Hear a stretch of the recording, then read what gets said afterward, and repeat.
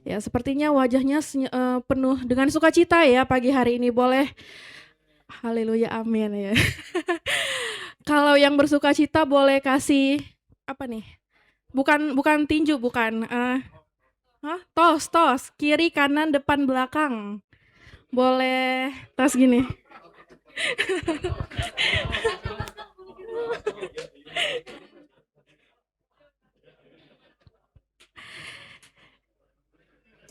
Ya, kita akan memulai ibadah kita, Bapak Ibu. Dan firman Tuhan hari ini akan dilayani oleh Pak Jusak dengan tema bertekunlah dalam panggilan Allah. Mari kita persiapkan hati dan pikiran kita. Kita naikkan pujian yang pertama, ajarku berdiam.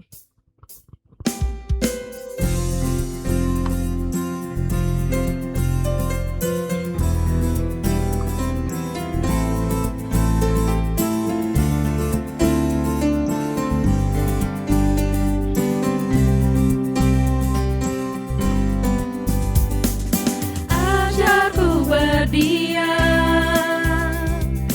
dekat di hatimu,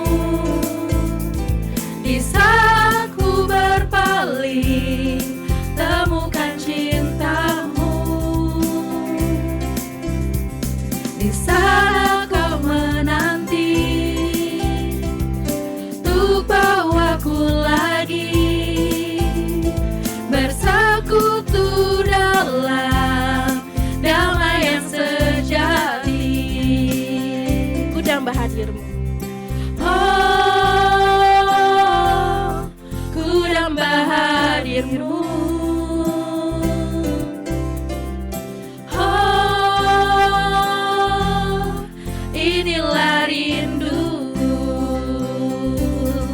hidupku hanyalah untukmu, segenap hatiku kagum akan kebaikanmu, dan nafasku menceritakan kasihmu.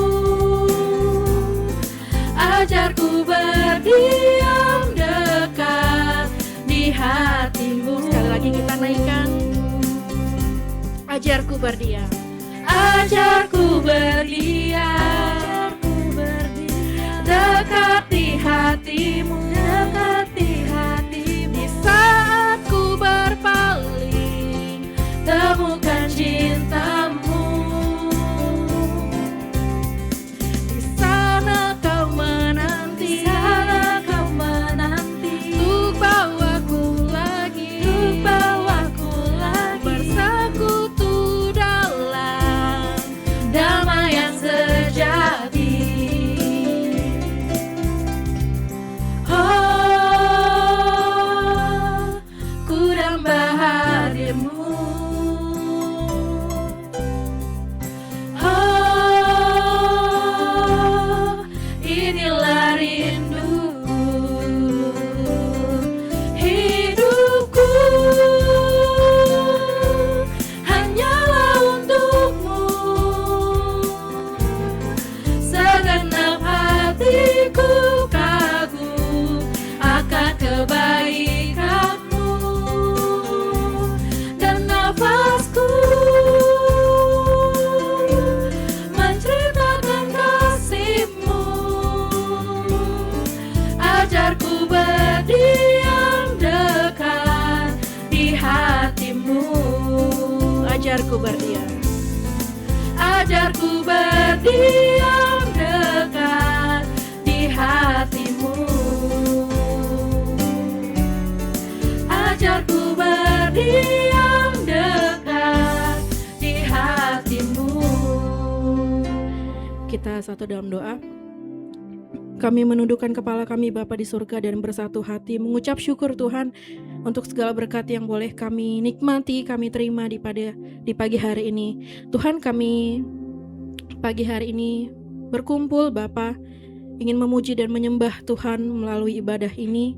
Biarkan Tuhan hadirat-Mu memenuhi kami semua, dan tolong Tuhan agar hati dan pikiran kami boleh fokus untuk menyembah-Mu dan mendengarkan firman yang akan kami dengarkan nanti. Kiranya Tuhan hadirat-Mu memenuhi kami semua dan kami menyerahkan ibadah ini ke dalam tangan-Mu Tuhan dari awal pertengahan sampai dengan selesai. Di dalam nama Tuhan Yesus kami berdoa dan mengucap syukur. Amin. Saya persilakan untuk duduk kembali. Ya Bapak Ibu, kita akan mendengarkan kebenaran firman Tuhan dan akan menaikkan lagu pujian dari KPPK 354 berjudul Ku Bersukacita Kerja Baginya. Sekaligus juga lagu ini nanti akan kita bawakan dan akan kita nyanyikan di setiap ibadah di acara retreat. Jadi mungkin yang baru pertama dengar, kita bisa belajar bersama gitu ya. Baik, kita menaikkan pujian Ku Bersukacita Baginya.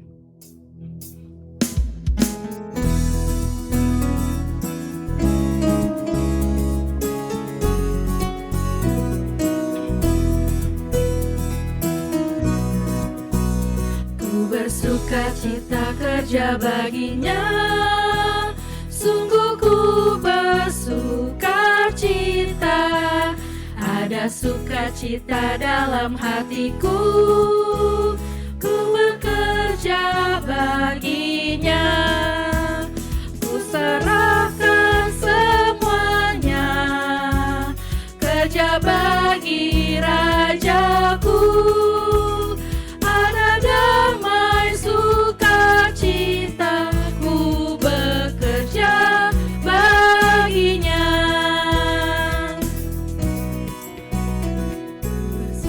Kita kerja baginya, sungguh ku bersukacita, tiap langkahku turut perintahnya, dan bekerja baginya, ku serahkan semuanya, kerja bagi Rajaku, ada damai sukacita, ku bekerja baginya. Ayatnya yang ketiga, ku bersukacita kerja baginya. Ku bersukacita kerja baginya, sungguh ku bersukacita, ku rela serahkan semua baginya, untuk bekerja baginya, ku serahkan semuanya, kerja bagi Rajaku, ada damai sukacita, ku bekerja baginya, serahkan semuanya, kerja bagi Rajaku, ada damai sukacita, ku bekerja baginya.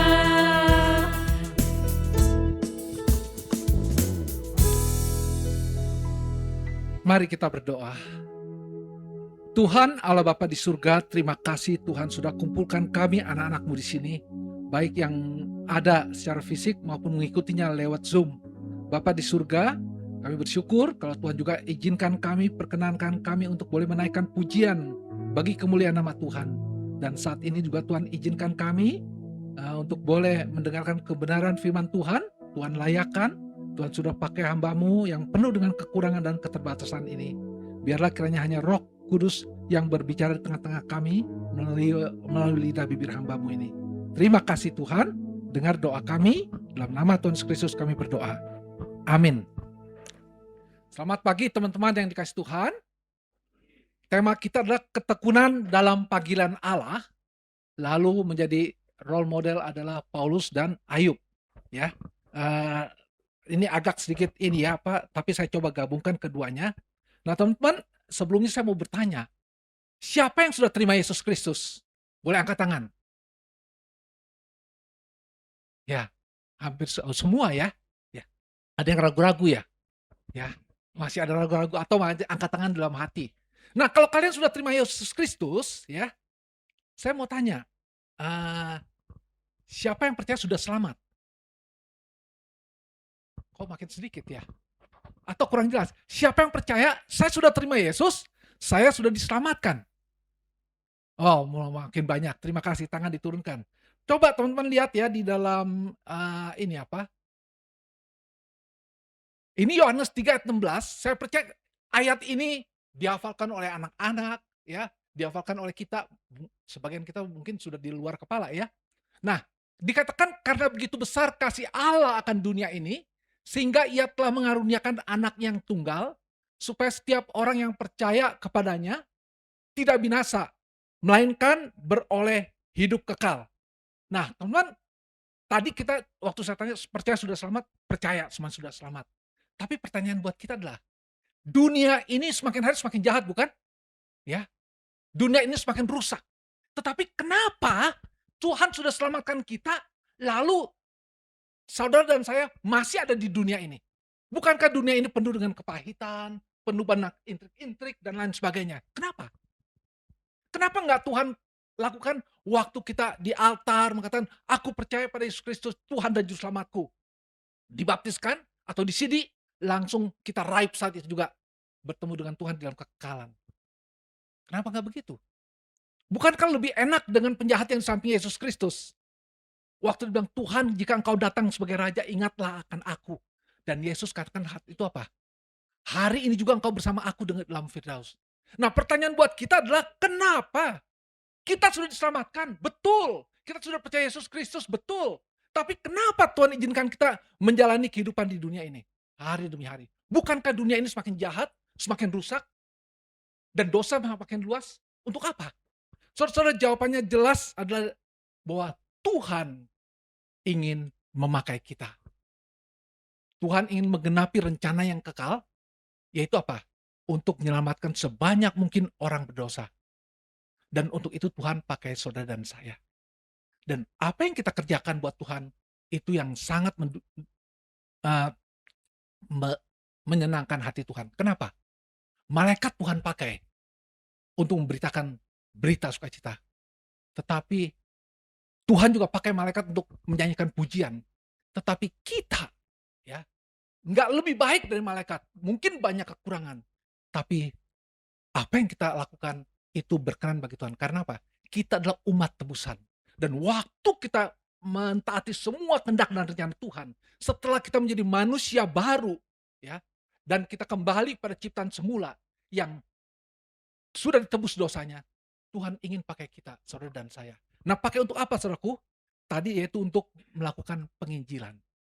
Ya, kita lihat apa yang dikatakan oleh Paulus. Ya, ya. Paulus katakan dalam 1 Korintus 9 ayat 16, karena jika aku memberitakan Injil, aku tidak mempunyai alasan untuk memegahkan diri. Sebab itu adalah keharusan bagiku. Celakalah aku jika aku tidak memberitakan Injil. Jadi teman-teman, dikatakan adalah Paulus memberitakan Injil. Dan Paulus katakan celaka itu adalah keharusan bagi dia, dan celakalah dia jika dia tidak memberitakan Injil. Bagaimana teman-teman? Apakah apa yang Paulus katakan ini hanya berlaku untuk dia sebagai seorang rasul, sebagai seorang teolog ya yang menulis banyak surat-surat, kiriman dan sebagainya? Ataukah ini berlaku untuk semua orang? Bagaimana?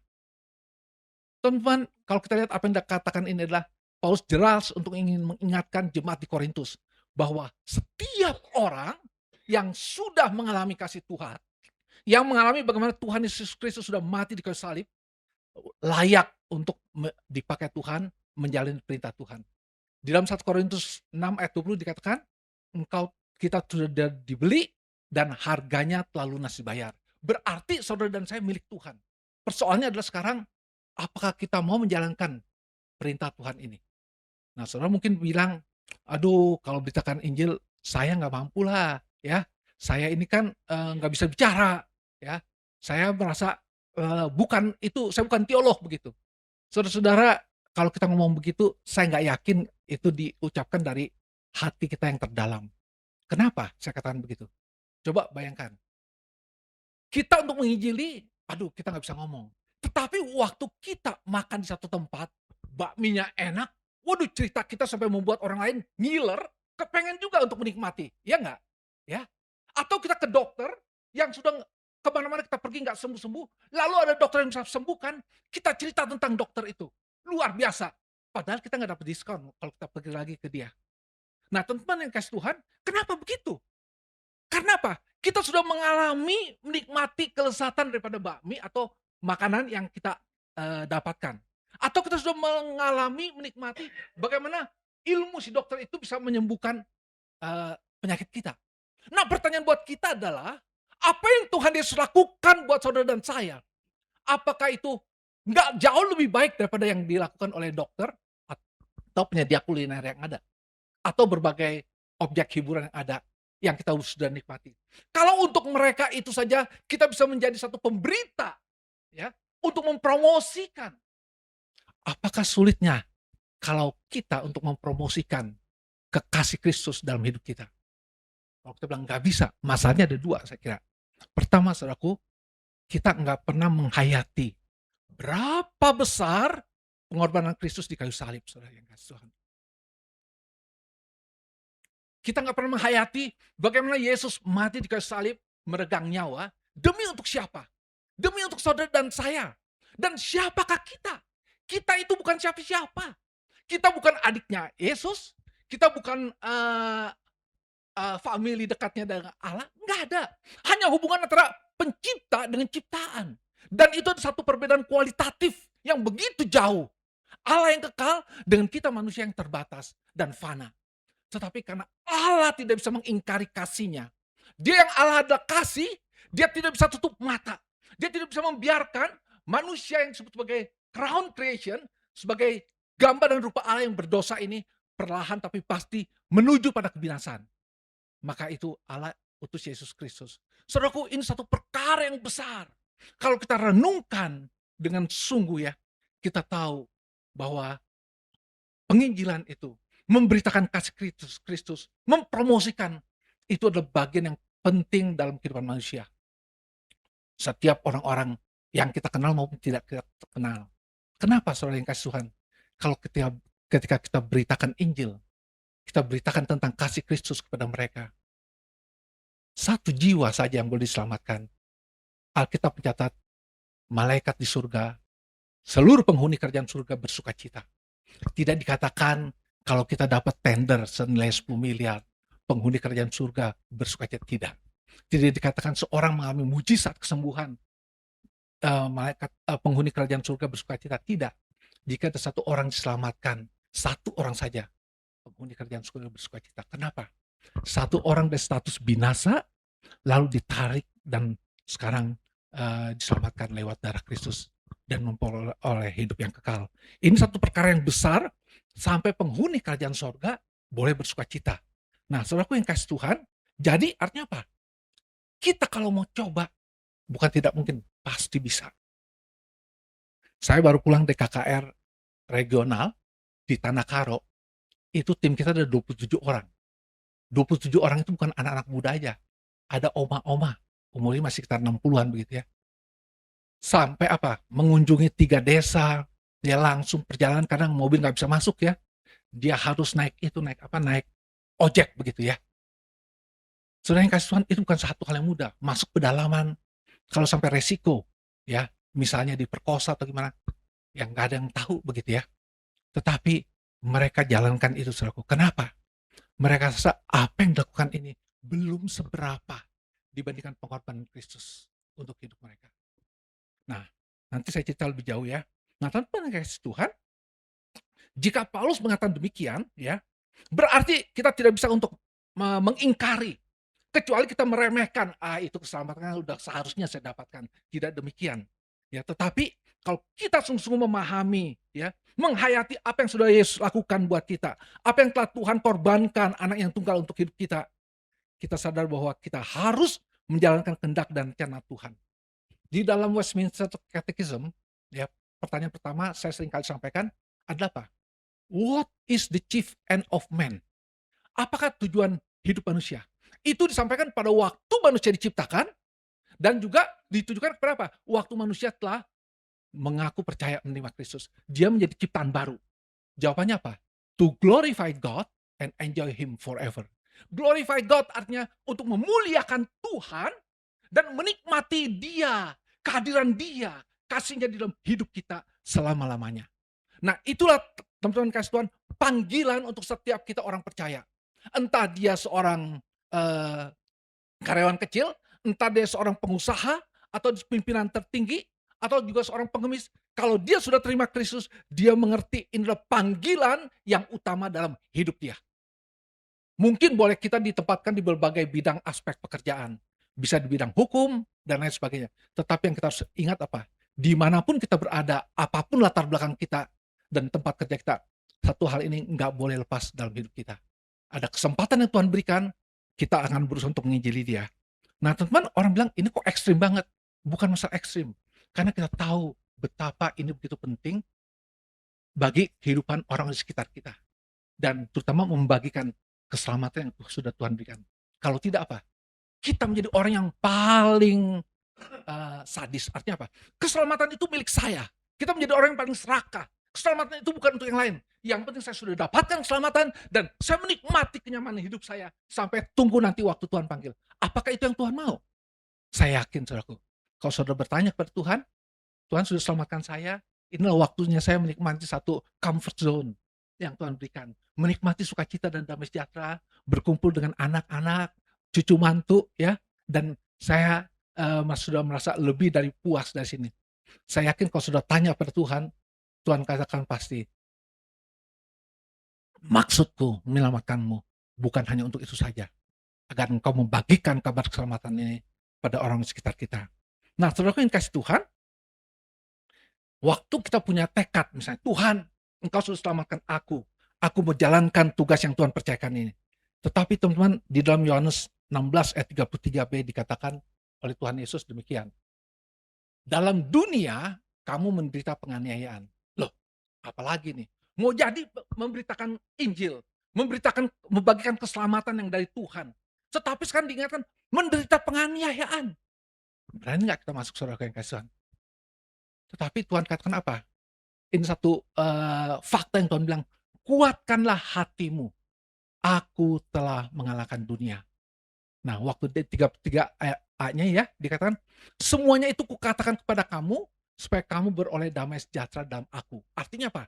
Waktu kita menjalankan tugas, kita menggenapi rencana Tuhan, dikatakan akan banyak tantangan. Yang kita jalankan ini adalah medan peperangan, tidak mudah. Tetapi Tuhan katakan apa? Kuatkan hatimu, aku telah mengalahkan dunia. Dan aku katakan ini semua apa? Supaya ketika di tengah penganiayaan, di tengah kesulitan, dan banyak air mata, engkau tetap ada damai sejahtera di dalam Tuhan. Saudara yang kasih Tuhan, karena itu mari saya ajak saudaraku untuk melihat satu bagian lagi adalah mengenai bagaimana di dalam kehidupan yang Tuhan berikan saat ini. Ini adalah gambaran daripada perjalanan iman kita. Di mana waktu yang ada untuk mengukur bagaimana kualitas iman kita, bagaimana hidup kekudusan yang kita jalani boleh menambah iman kita, posisi iman kita ya. Saya ajak saudara untuk melihat. Nah, saudara kalau melihat ya, ini adalah pengudusan posisional. Ya, saya bicara tentang hidup yang dipakai Tuhan ya. Pengudusan posisional atau apa? Mencakup kelahiran baru. Hidup kita sebelumnya ada seperti ini, lalu waktu kita terima Yesus ya, kita bisa apa? Waduh, hidup kita terus, iman kita ini progressive sanctification yang berjalan. Nanti kita di sini terus turun, ada kesulitan turun lagi jatuh naik ya. Tapi apa kalau kalian perhatikan? Kalau kita tarik garis merah lurus, ini adalah satu peningkatan. Semakin hari kita semakin dekat dengan Tuhan, semakin hari kita semakin mengerti apa yang menjadi hati Tuhan, semakin hari kita semakin rindu untuk menjalankan seluruh kehendak Tuhan, dan rindu untuk hidup kudus bagi Tuhan, hidup suci. Tetapi ada juga apa, saudaraku yang kasih Tuhan? Mati ya. Oh, ini kita lihat ada yang kedua adalah apa? Waktu terima Yesus, wah menggebu-gebu dia sebentar, ya. Terus naik, tetapi banyak kesulitan, banyak pergumulan, dan doa yang tidak dijawab, banyak air mata, lalu makin turun dan akhirnya turun. Atau juga apa? Motivasi dia waktu terima Tuhan, ternyata tidak demikian. Dia pikir dengan ikut Tuhan, hidup saya akan lebih sejahtera, lebih makmur. Tetapi kok yang saya alami adalah masalah kesulitan, ada tantangan, sering tidak dimengerti, dan banyak air mata, air turun. Nah, saudara yang kasih Tuhan, ini dua gambaran, saya kasih contoh siapa? Petrus. ya, dia pernah menyangkal Yesus, tetapi dia bertobat dan terus dari akhirnya menjalani kehidupan yang sampai di akhir hidup dia bilang apa? Jika Yesus dipakukan, disalibkan dengan eh, ini apa kepala di atas, saya mau disalibkan dengan kepala di bawah. Karena dia merasa tidak layak untuk seperti Yesus. Lalu ini adalah siapa, saudaraku? Yudas Iskariot. Dia mengikuti Tuhan, ada di dalam ring satu, tetapi motivasinya lain. Dia hanya melihat dengan ikut Yesus yang bisa membuat orang buta melihat, orang lumpuh berjalan. Ya, aku pasti akan menjadi salah satu orang penting waktu dia menjadi raja. Ternyata yang dia dapatkan adalah bukan raja yang bermahkota berlian, tapi raja yang bermahkota duri. Dan dia menyesal, tapi dia tidak bertobat. Lalu di akhirnya menuju pada binasa. Nah, saudaraku yang kasih Tuhan, saya ajak saudara untuk melihat ya apa yang dikatakan di dalam Ibrani 12 ayat 1.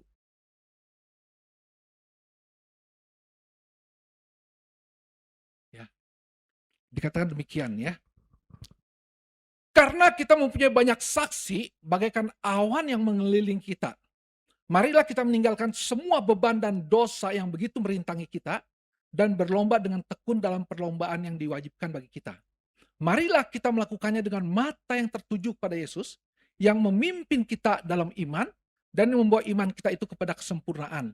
Yang dengan mengabaikan kehinaan, tekun memikul salib, ganti sukacita yang disediakan bagi dia, yang sekarang duduk di sebelah kanan takhta Allah. Ingatlah selalu akan dia yang tekun menanggung bantahan yang sehebat itu terhadap dirinya dari pihak orang-orang berdosa, supaya jangan kamu menjadi lemah dan putus asa. Nah, dari Galatia 6 ayat 9 dikatakan, janganlah kita jemu-jemu berbuat baik, karena apabila sudah datang waktunya, kita akan menuai jika kita tidak menjadi lemah. Nah, saudaraku yang kasih Tuhan, tadi saya katakan waktu kita bertekad, Tuhan, aku ingin dipakai Tuhan. Hidupku ini tidak boleh menjadi sia-sia. Hidup yang bermakna menggenapi rencana Tuhan. Tapi Tuhan sudah ingatkan ya bahwa kita akan mengalami banyak penganiayaan.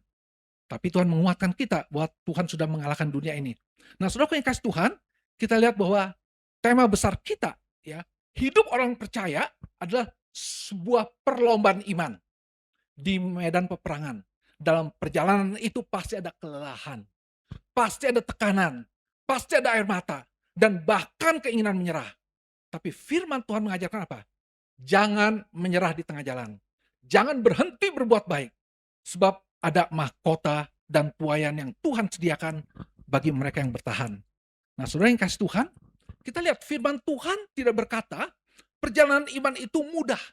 Ya, kalau kita lihat Ibrani 11 ya, sebelum masuk ke Ibrani 12 di dalam ayat 36, itu diceritakan bagaimana orang-orang itu dengan iman dia harus mengalami aniaya, harus mengalami digergaji, harus mengalami sakit penyakit, mengalami kematian. Dan sampai seorang penulis sejarah bangsa Yahudi, Yosefus, dia tulis begini, saya heran mengapa orang-orang Yahudi Kristen, ya karena nggak semua Yahudi Kristen dan sebagian besar tidak terima Yesus sampai hari ini, ya. Mereka waktu tubuh mereka dibakar di jalaga untuk menjadi obor, untuk menyalakan kalderon begitu ya, sadium, mereka tidak menangis, tidak menjerit. Waktu mereka disiapkan untuk dimakan oleh binatang buas, disaksikan oleh ribuan orang, mereka malah berlutut dan berdoa. Saudaraku, ini satu pertanyaan yang Yosefus tidak mengerti. Kenapa bisa demikian? Tetapi hanya orang-orang percaya tahu bahwa kematian mereka bukan akhir dari segala-galanya. Nah, saudara yang kasih Tuhan, kita lihat firman Tuhan tidak berkata perjalanan iman itu mudah.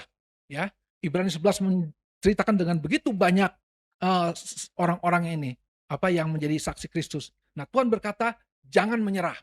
Nah, waktu Tuhan katakan jangan menyerah, kalau saudara lihat ya di dalam ayat yang kita baca, pertama kenapa saudaraku? Dikatakan karena kita mempunyai banyak saksi atau martures ya. Nah, saksi itu dari mana? Dari tokoh-tokoh Alkitab baik dalam perjanjian lama maupun perjanjian baru. Nah, saudara yang kasih Tuhan, saya mau coba singgung mengenai Ayub dan Paulus. Mereka itu berbeda ya. Ayub seorang yang kaya raya dan Paulus seorang rasul dan penginjil. Tetapi keduanya memiliki satu kesamaan. Coba saudara lihat kehidupan Ayub ya. Mungkin kita pertanyakan ini apa benar nggak ya? Tapi itu hal kedua, nanti kita bicarakan dalam waktu yang lebih panjang ya. Kita lihat kehidupan Ayub ya. Dalam satu masa singkat, saudaraku, Ayub kehilangan harta, anak-anak, kesehatan, kehormatan. Bayangkan, pagi hari masih kaya, sore hari semuanya hilang. Lalu tubuhnya penuh borok. Sampai istrinya berkata apa? Kutukilah ayahmu dan kutukilah Allahmu dan matilah. Kenapa istri Ayub berkata begitu? Ayub, aku lihat engkau setiap hari bersedekah kepada Tuhan. Setiap hari memberikan korban buat Tuhan. Kenapa ini yang terjadi padamu? Kalau kamu itu penjahat, kalau kamu itu orang yang sangat Alkitab nggak tulis ya, tapi saya coba dramatisir. Sampai istri Ayub mengatakan begitu. Nah, saudaraku yang kasih Tuhan, teman-teman Ayub bahkan malah menuduh Ayub itu berdosa. Kamu pasti ada melakukan dosa kepada Allah sampai Tuhan izinkan ini semua terjadi. Jadi teman-teman, kita lihat, Ayub bukan hanya menderita secara fisik, tapi juga mental, emosional, dan secara rohani. Tetapi di tengah kehancuran itu, Ayub berkata apa? Dia bilang, Tuhan yang memberi, Tuhan yang mengambil, terpujilah nama Tuhan. Saudaraku yang kasih Tuhan, itulah iman yang bertahan. Kadang-kadang masalah terbesar bukan penderitaan. Tetapi ketika kita tidak mengerti alasan penderitaan itu, apalagi kita rajin melayani, rajin melakukan hal yang baik untuk kerajaan Tuhan, tapi kok Tuhan izinkan kita alami ini.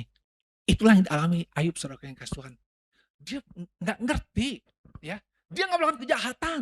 Hidupnya benar. Alkitab mengatakan dia hidup benar di hadapan Tuhan. Tetapi kenapa Tuhan izinkan ini semua terjadi? Nah, saudaraku, inilah satu arti daripada iman sejati. Yaitu bukan aku tetap percaya ketika aku mengerti. Kalau itu yang kita pakai, ini adalah filosofi barat di dalam sains. Yaitu dikatakan, saya percaya setelah ada bukti. Tetapi iman yang sejati adalah, aku tetap percaya walaupun aku tidak mengerti. Nah, Ayub dipulihkan, di akhir hidupnya Tuhan memulihkan Ayub 2 kali lipat. Air mata Ayub tidak sia-sia. Lalu kita lihat lagi teman-teman, Paulus ya. Paulus, ya, kehidupan Paulus, kalau ada orang ya, yang seperti Paulus, ini saya kira Paulus adalah salah satu orang yang punya 1000 alasan. 1001 alasan untuk apa? Untuk menyerah. Dia kenapa, saudaraku? Di dalam tulisan dia bilang, aku pernah dipenjara, aku pernah dipukul, aku pernah dilempari batu, aku ditolak, difitnah, mengalami kelaparan, mengalami karam kapal. Tetapi saudaraku yang dikasih Tuhan luar biasa. Ya, semakin menderita, semakin dia rajin memberitakan Injil. Pertanyaan buat kita adalah, kenapa sampai begitu? Apakah Paulus udah out of his mind? Bukankah dia murid Gamaliel? Bukankah dia seorang Farisi? Bukankah dia mempunyai satu kesempatan yang besar untuk menjadi imam besar, menggantikan Kayafas? Semua kesempatan itu ada. Tetapi kenapa itu dia buang?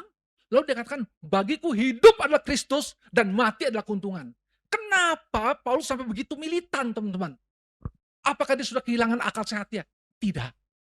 Justru dengan akal sehat dan dalam iman dia mengerti bahwa Yesus telah mengorbankan yang terbaik dalam hidupnya, yaitu nyawanya untuk menebus dia dari kebinasaan. Jadi Paulus tahu apa yang dilakukan ini tidak sebanding dengan apa yang Paulus lakukan walaupun terima banyak kesulitan dan pergumulan. Paulus tahu, teman-teman yang kasih Tuhan, hidup ini bukan tentang kenyamanan, tetapi tentang kesetiaan. Nah, kita lihat teman-teman, Paulus tetap melayani walaupun dia terluka. Baik terluka oleh musuh-musuhnya, terluka oleh situasi yang ada. Dan Paulus menyelesaikan pertandingan. Menjelang akhir hidupnya Paulus berkata, aku telah mengakhiri pertandingan yang baik. Ia tidak kaya, dia tidak hidup nyaman, tetapi ia menyelesaikan perlombaan iman. Saudara yang kasih Tuhan, apakah kita bisa nggak seperti Paulus?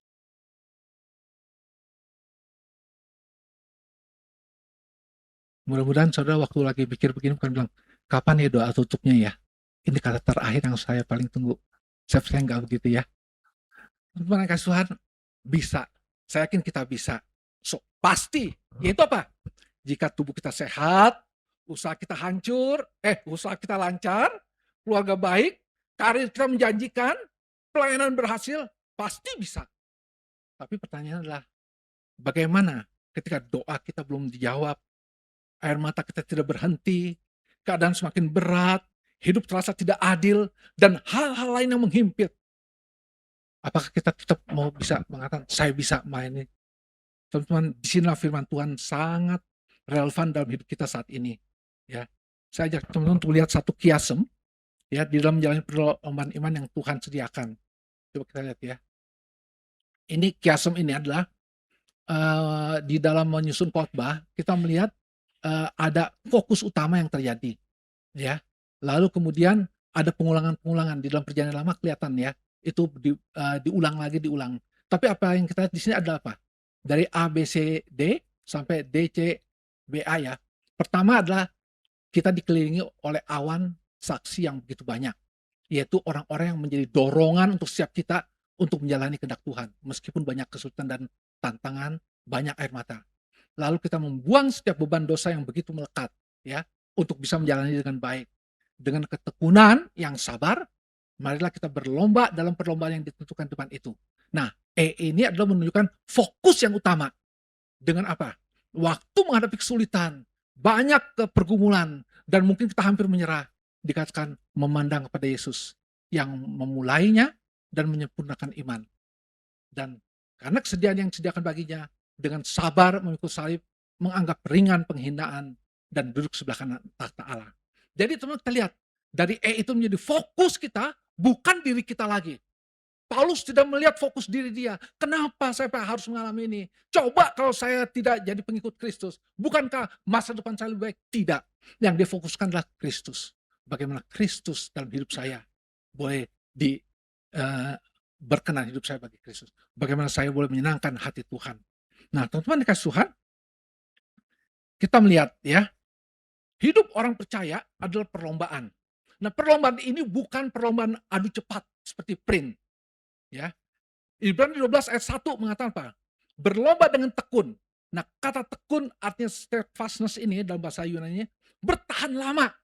Nah, ini saya katakan bukan sprint 100 meter adu cepat ya, tapi ini merupakan maraton iman.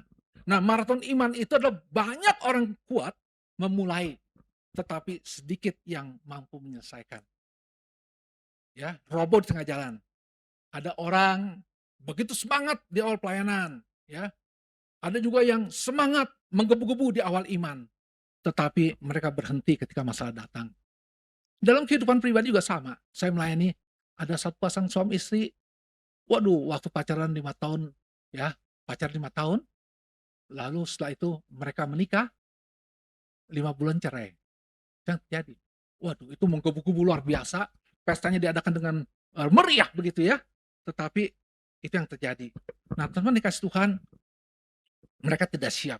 Mereka tidak bertumbuh dalam kasih Kristus. Nah, jadi kita melihat Tuhan tidak mencari orang-orang yang hanya bisa mulai.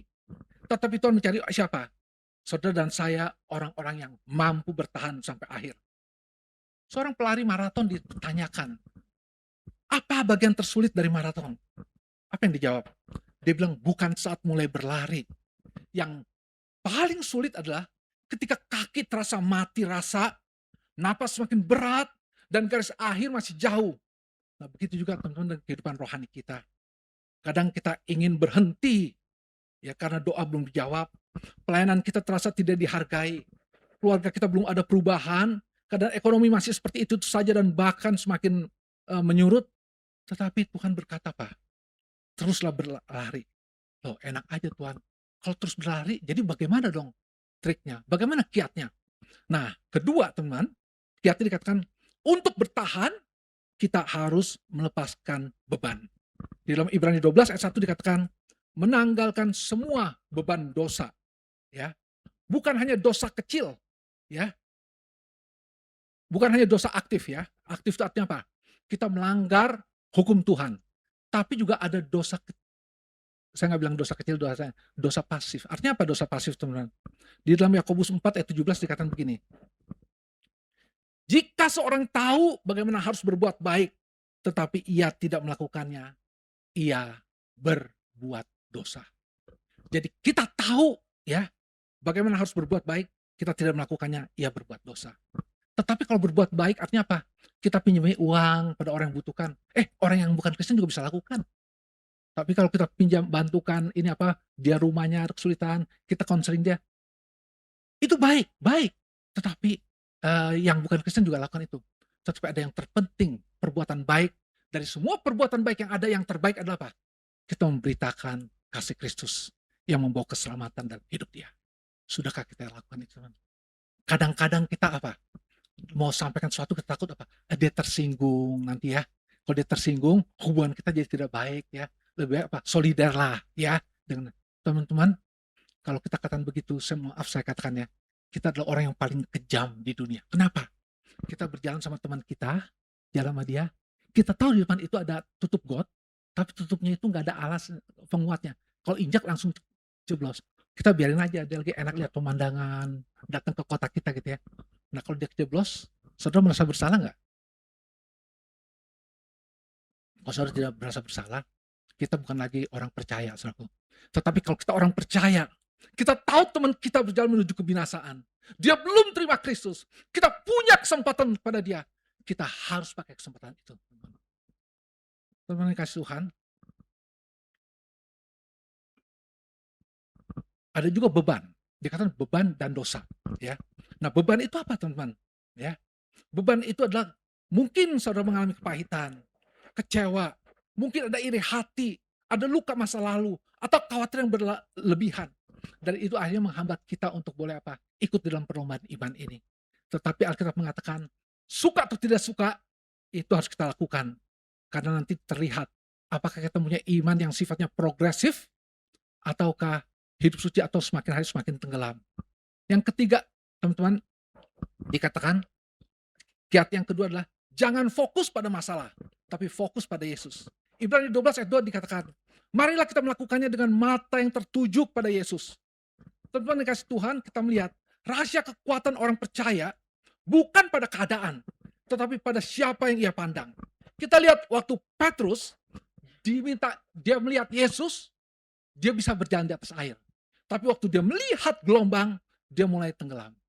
Nah, banyak anak Tuhan yang terpuruk, tenggelam bukan karena masalah terlalu besar, tetapi karena mata mereka tidak lagi tertuju pada Tuhan.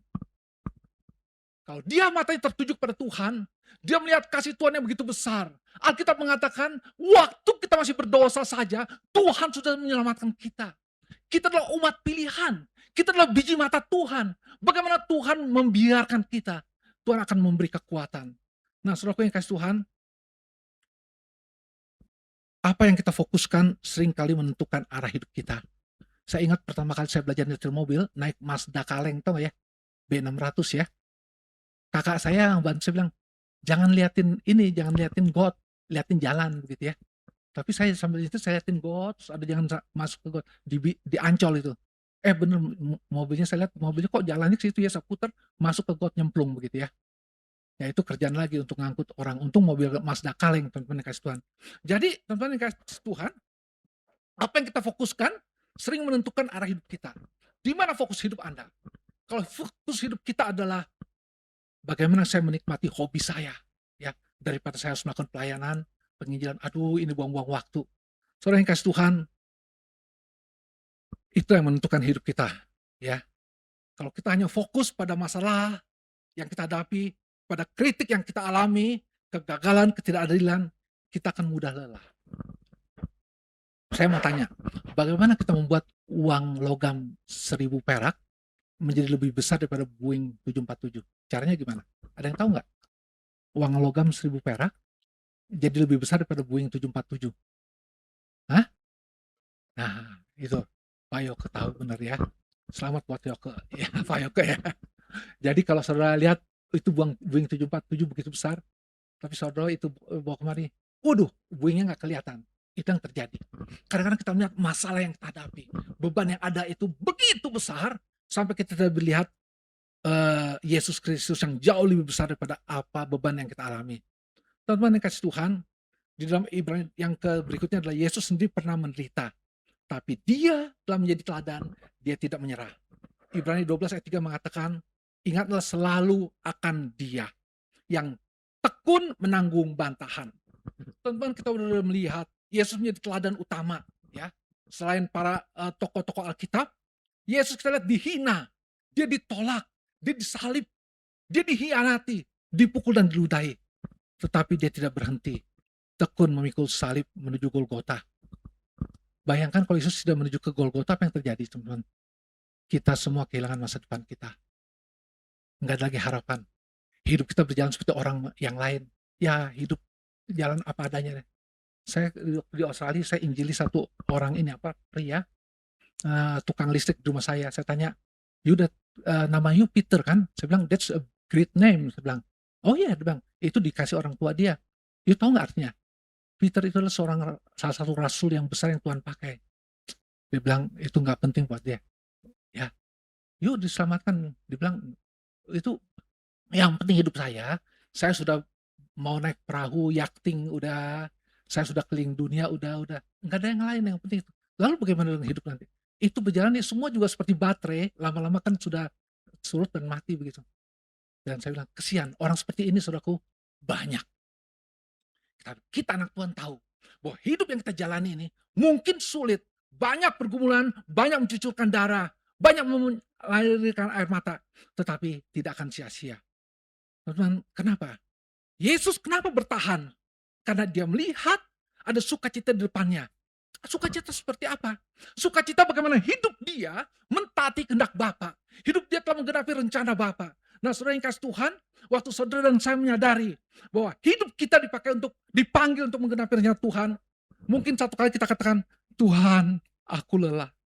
Tapi Yesus mengerti kelelahan kita, daya pernah berjalan di jalan penderitaan. Karena itu ketika kita hampir menyerah, mari lihatlah salib. Terakhir saudara yang kasih Tuhan, dikatakan adalah kiatnya, jangan jemu berbuat baik dalam Galatia 6 ayat 9. Saudara yang kasih Tuhan, janganlah kita jemu berbuat baik. Ini adalah kesaksian sebagai orang percaya. Ini menarik, kenapa? Paulus tahu teman-teman, kalau berbuat baik, kita bisa membuat lelah.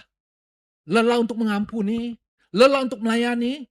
Sampai Petrus bertanya, sampai berapa lama? Ya, berapa kali kita harus mengampuni saudara kita? Lelah untuk memberi, lelah membantu, lelah untuk tetap setia, lelah untuk sabar. Dan kadang-kadang kita melihat apa? Di dalam Mazmur 73, mengiri kita. Kenapa? Orang jahat terlihat lebih berhasil dan lebih enak hidupnya. Tetapi Tuhan berkata apa, saudaraku? Jangan berhenti. Karena dalam kerajaan Allah tidak ada kebaikan yang sia-sia. Tadi saya katakan, di antara semua kebaikan yang ada, perbuatan terbaik apa yang tidak ada dalam agama-agama lain, yaitu membawa orang kepada Kristus. Siap berkorban, karena lihat Yesus Kristus yang sudah berkorban di kayu salib. Teman-teman, saya mau ceritakan begini. Waktu tanggal 3 sampai tanggal 10 saya ikut tim KKR regional ya di Tanah Karo.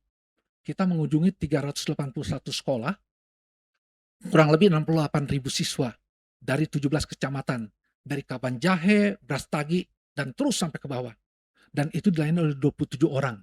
Dan 27 orang ini bukan dibiayai oleh gereja, swadaya.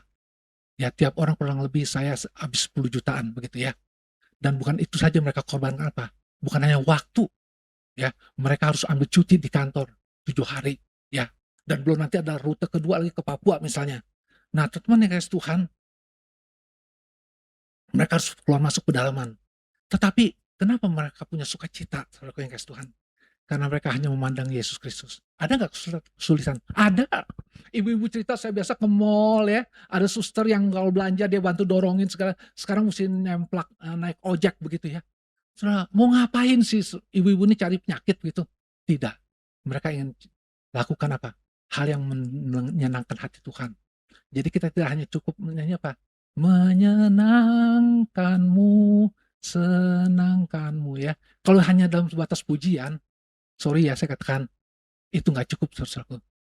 Akhirnya pujian itu apa? Kalau hidup kita lebih fokus pada diri kita. Menyenangkanku, senangkanku. Itu yang terjadi dalam realitanya.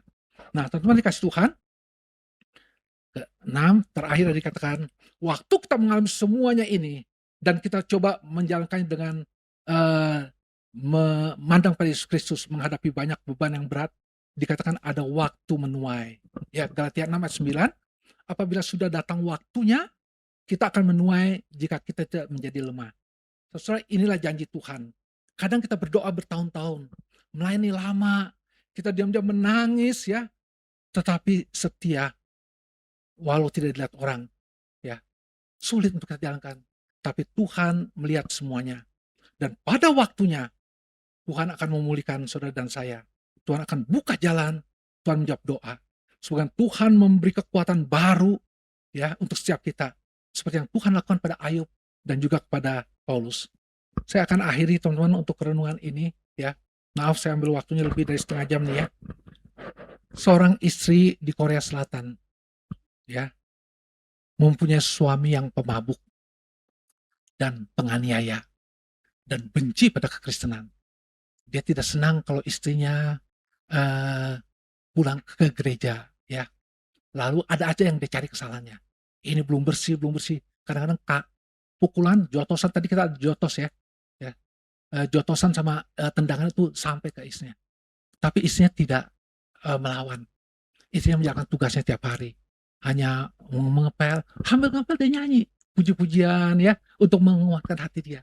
Mungkin dalam hati dia menangis. Kok penderitaan terus berlangsung lama. Dan suami kalau pulang dalam keadaan mabuk, dia antar sampai ke sofa, dia buka kaos kakinya, ya lalu dia basahkan wajahnya dengan handuk itu sampai suaminya tertidur di situ. Nah, satu kali teman-teman, suaminya itu pulang agak malam. Dia melewati perbatasan Korea Selatan dan Korea Utara. Di situ ada markas tentara Amerika, dan dia ditahan. Dia bilang, kamu komunis, mau nyelinap? Mari. Bukan, dia bilang dia bukan komunis.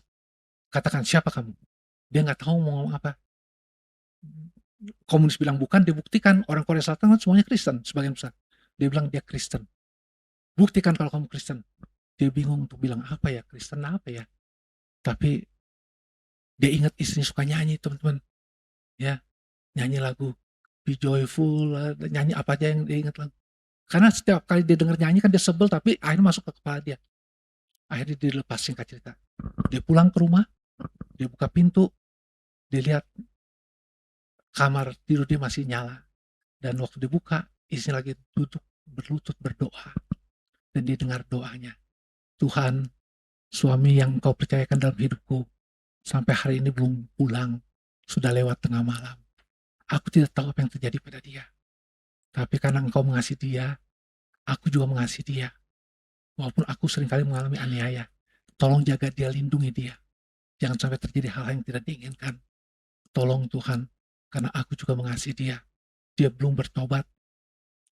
Waktu dia baru mau bilang amin, suami buka pintu. Istrinya kaget berdiri. Dan suami langsung tunduk dan memeluk kaki istrinya. Di situ dia bertobat.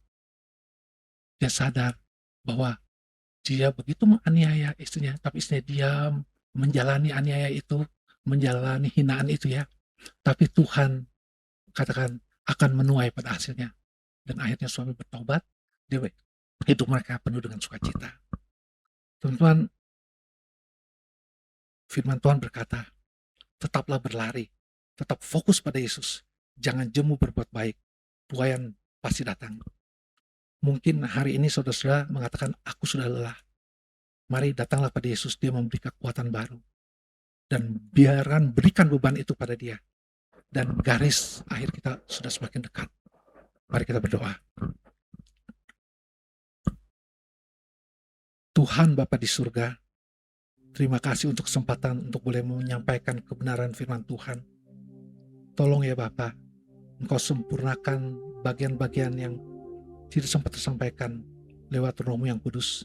Tuhan meteraikan setiap bagian firman Tuhan, agar kami tidak hanya menyadari, tidak hanya mengerti, tidak hanya kami berkomitmen, tapi kami mau melangkahkan kaki kami pertama untuk menjalankan tugas yang Tuhan percayakan ini, untuk menginjili, karena inilah yang berkenan bagi Tuhan, yang boleh menyukakan hati Tuhan, karena satu jiwa diselamatkan, seluruh kerajaan surga bersukacita. Tolonglah kami yang lemah ya Bapa, untuk memenuhi panggilan kami, dan dengan tekun menjalankan panggilan ini, sampai Tuhan panggil kami datang menghadap Tuhan di dalam kekekalan. Terpujilah nama-Mu. Dalam nama Tuhan Yesus Kristus kami berdoa. Amin.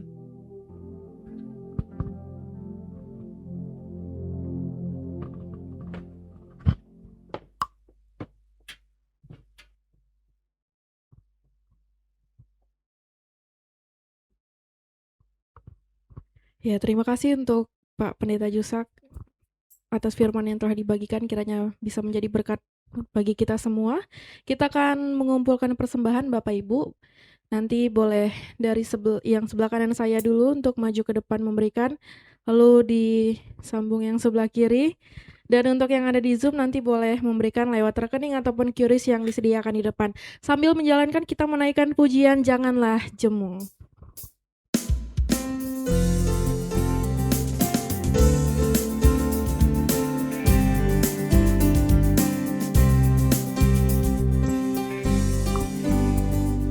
Janganlah jemu berbuat baik, janganlah jemu berpikir baik, janganlah jemu berkata baik, kita akan menuai baik.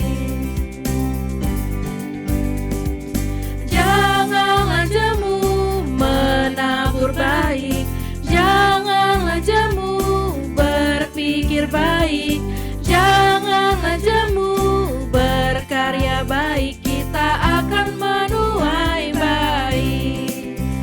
30 kali ganda, 60 kali ganda, dan 100 kali ganda, kita akan menuai baik. 30 kali. 30 kali ganda, 60 kali ganda, dan 100 kali ganda, kita akan menuai baik. Saya undang kita semua untuk berdiri, kita akan doa untuk persembahan dan juga menutup ibadah kita. Kita berdoa.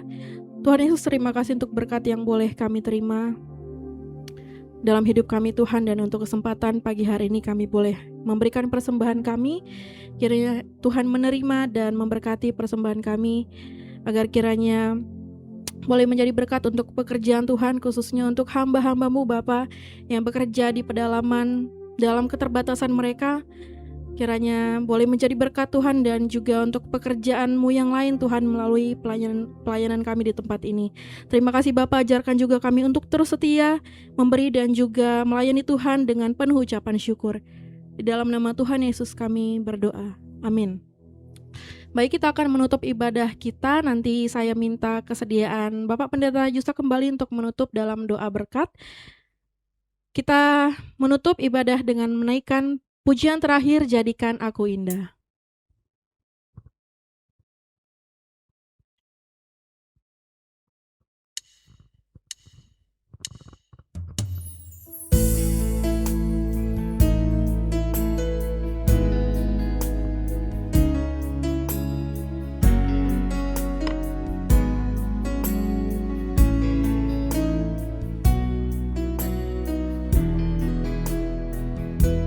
Jadikan aku indah, yang kau pandang mulia, seturut karyamu di dalam hidupku. Ajarku berharap hanya kepadamu, taat dan setia kepadamu Tuhan. Jadikan aku indah, yang kau pandang mulia, seturut karyamu di dalam hidupku. Ajarku berharap hanya kepadamu, taat dan setia kepadamu Tuhan. Taat dan setia, taat dan setia, taat dan setia kepadamu, Tuhan.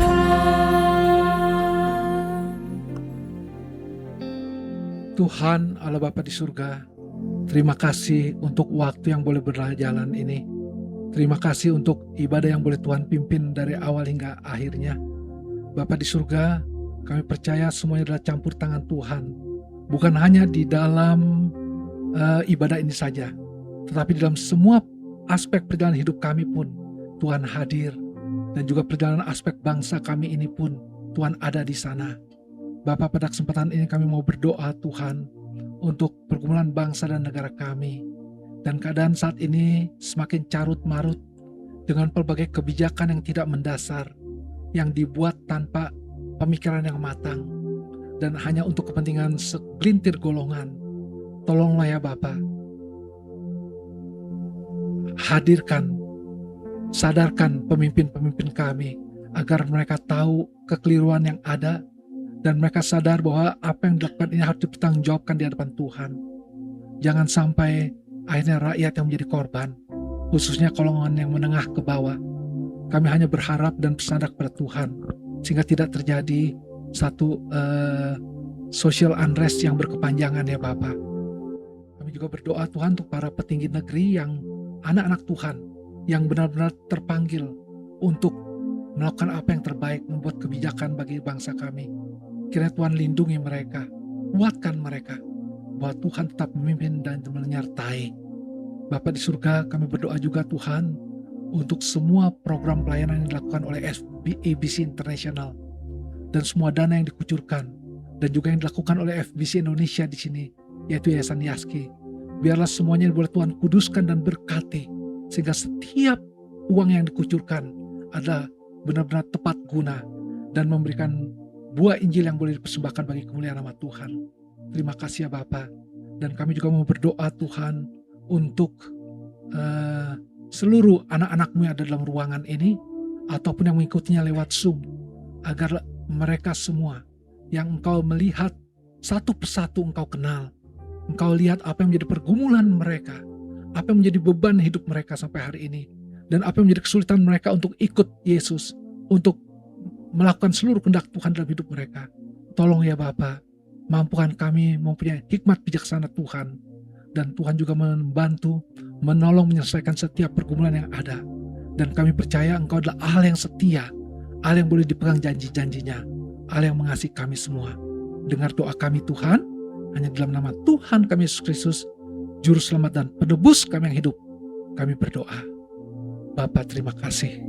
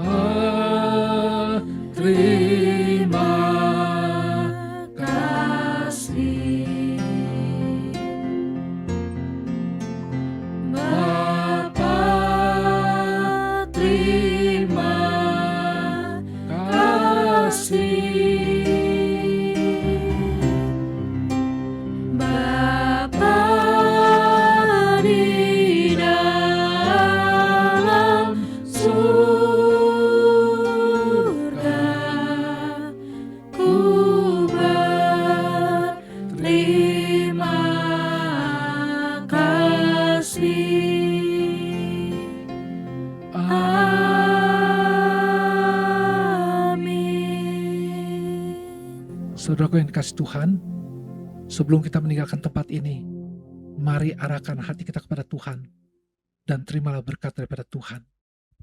Kiranya Allah Bapa, Allah yang telah memanggil, memilih kita menjadi anak-anak yang dikasihinya, dan di dalam anugerah Tuhan kita Yesus Kristus, anak yang tunggal, yang telah menebus kita dari kebinasaan, dan di dalam penyertaan Roh Kudus, boleh senantiasa memberi kita kekuatan untuk menjalani perlombaan iman ini, sehingga nama Tuhan dipermuliakan sekarang sampai selama-lamanya.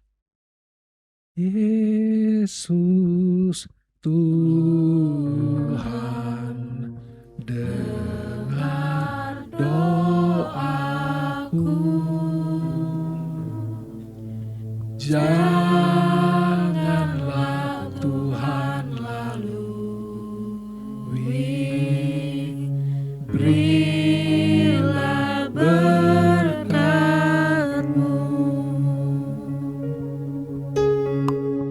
Amin.